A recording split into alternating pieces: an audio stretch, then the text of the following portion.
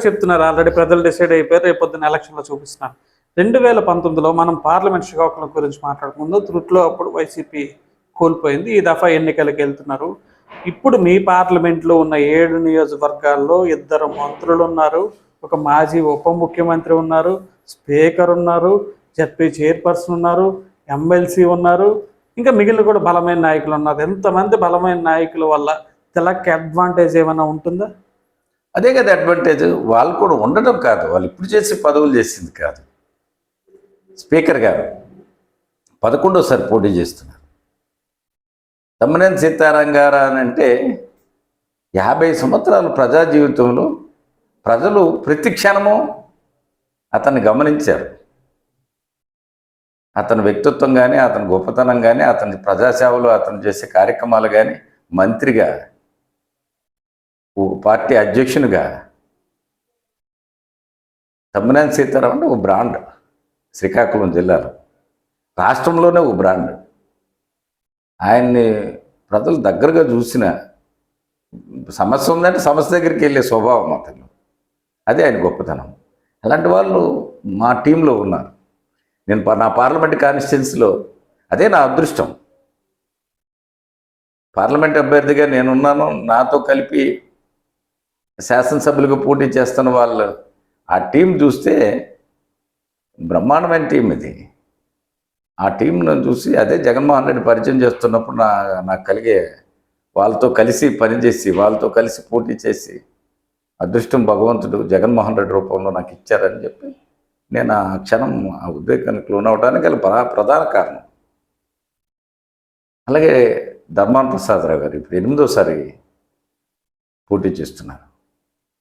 ఆయన రెవెన్యూ శాఖ మంత్రిగా, రాజకీయాలకే బ్రాండ్ అంబాసిడర్గా, ఒక వ్యక్తి నిజ జీవితంలో ఎలాగ బతకాల, ఏ మాట మాట్లాడాలా, ఆ మాట ద్వారా ఎంతమందిని ప్రభావితం చేస్తుంది, ఆ ఆలోచన వల్ల ఎంతమందికి మేలు జరుగుతుందని ఆలోచించే ఒక పెద్ద సామాజికవేత్త. ఆ ఒక రాజకీయ కోణంలో అతను చూడడానికి లేదు.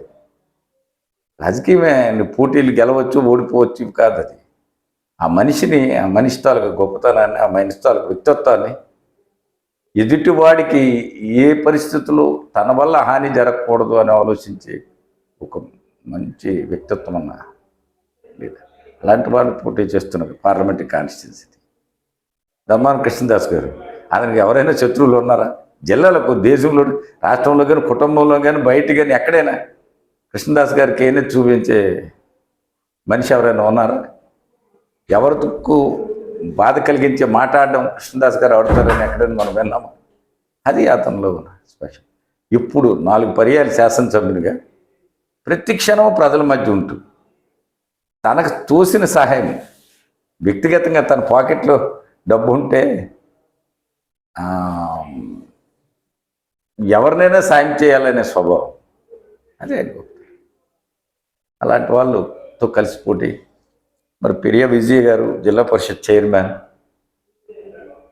ప్రతి క్షణము తను చూస్తే చాలు ఆ చెప్పాలనుకున్నోడు కూడా మర్చిపోతాడు.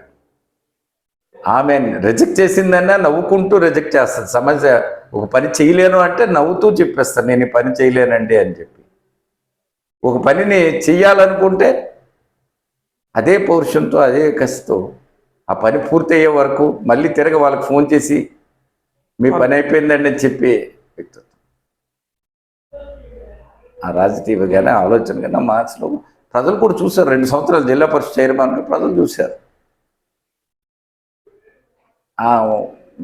ఎలా ఉండాలి, ఒక ఆడపిల్ల ఎలా ఉండాలా, హిందూ సాంప్రదాయ ప్రకారం ఎలా ఉండాలి, ఆమె చూస్తే మనకు కనిపిస్తుంది. అది ఆమెలో ఉన్న స్పెషల్. మీరు చూసుకోండి, డాక్టర్ అప్పలరాజు గారు, అది జేడి లక్ష్మీనారాయణ గారు లాంటి వాళ్ళే ఆ నడిచి వచ్చే దేవుడు అని చెప్పి సంబోధిస్తారు. ఒక డాక్టర్గా ఎంతోమందికి ప్రాణాలు పోసిన డాక్టర్.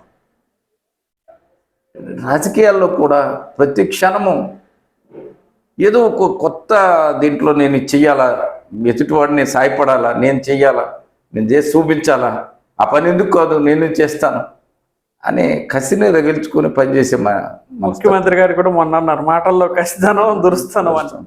అది ఆయనలో ఉన్న స్పెషల్. చూడండి రెడ్డి శాంతి గారు, అలా కిందసారి మీకు అక్కడ క్రాస్ ఓట్లేదు, మెజార్టీ వచ్చింది ఎంపీకి. నాకనే కాదు, ఆమె ఒక పెద్ద రాజకీయ కుటుంబీకురాలు. సుదీర్ఘకాలం తన నాన్నమ్మ ఎమ్మెల్యేగా చేశారు, తాతయ్య ఎమ్మెల్యేగా చేశారు, తండ్రి రాజ్యసభ సభ్యునిగా చేశారు, ఎమ్మెల్యేగా చేశారు, జిల్లా పరిషత్ చైర్మన్గా 2 పర్యాలు చేశారు, తమ్ముడు ఎమ్మెల్సీగా చేస్తున్నారు, ప్రభుత్వ విప్పుగా ఉన్నారు, తను ఎమ్మెల్యేగా చేశారు, భర్త ఐఆర్ఎస్ ఆఫీసర్, కూతురు ఐఏఎస్ ఆఫీసర్. మెట్రోపాలిటన్ సిటీ, భారతదేశానికి రాజధాని ఢిల్లీలో బతకవలసిన కుటుంబం, బతుకుతున్న కుటుంబం. కానీ గిరిజన తండాలున్న ప్రాంతంలో ఆంధ్రప్రదేశ్లో అత్యంత పేదరికం ఉన్న నియోజకవర్గం. గిరిజనులు కానీ వెనుకబడిన కులాలు కానీ పేదలు ఉన్న ప్రాంతం. మెట్రోపాలిటన్ సిటీ నుంచి వచ్చి 2 బెడ్రూమ్లు ఉన్న ఒక చిన్న ఇంట్లో 10 సంవత్సరాలకు ఉండి ప్రజలకు సేవ చేయటానికి కోసం నిజాయితీగా ఎవరి దగ్గర ఏనాడు తల ఉంచకుండా ప్రతి క్షణము ప్రజల కోసం పనిచేస్తున్నా ఫైర్ బ్రాండ్ ఆమె చూస్తే ప్రతి క్షణం ఆడపిల్లంటే ఇలా ఉండాలా కనిపిస్తుంది. అది అంతే. మీ టీం పర్ఫెక్ట్ గా చూసుకుంటే శ్రీనివాస్ గారు టెక్కల నుంచి పోటీ చేస్తున్నారు. స్వయంగా ముఖ్యమంత్రి గారే అది గమనించారు. అంటే ఒక పేదవాడి కోసం ఎంతటికైనా వెళ్తాడు అన్నది చిన్న మాట ఏం కాదు కదా. ప్రతి క్షణం ఏముందా లేదా, ఏదో తనకేదైనా అవసరం ఉందా లేదా అదేం ఆలోచించు. రాజకీయాల్లో మనం సక్సెస్, పబ్లిక్కి సర్వీస్ ఇవ్వడమే సక్సెస్ రేటు, ప్రజలకు కలవడమే సక్సెస్. ఇది ఎజెండా పెట్టుకుని